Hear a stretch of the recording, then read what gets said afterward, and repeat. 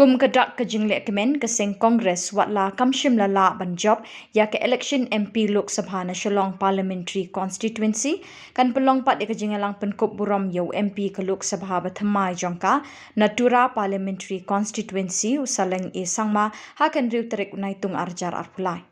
Nakaliang kinoyalam ke Kongres kilo ong bekeni ke jing Pynkup Burom kan Long State Central Library Shillong. I Sabha mendetik jepi baga MPCC ka haka jingelang balong mentagasi haka jintorengkat jongki nong mikmat naga Youth Congress naga Mahila Congress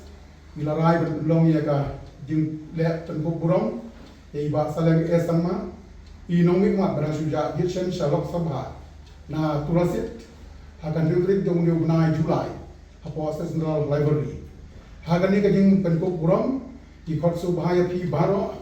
inong gitkam inong tray party nagu ka MPCC ka DCC ka BCC nagalang ki longmi ki Samla banewan hakan ka jing Pynkup Burom ka banlong akan dibrik jong bunai Julai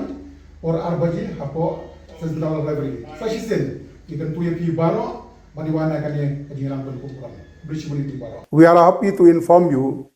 that the MPCC in the presence of the Youth Congress, the Mahila Congress, in the meeting held today, we had unanimously decided to organize a felicitation program for Shri Saleng Sangma, the newly elected member to the Lok Sabha from Tura seat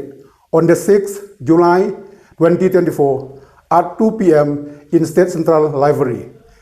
For this felicitation program, we cordially invited all the leaders, the party workers from the MPCC, the DCC, the BCC, the Youth Congress, the Mahila Congress, and all the well-wishers to come during this program. Thank you.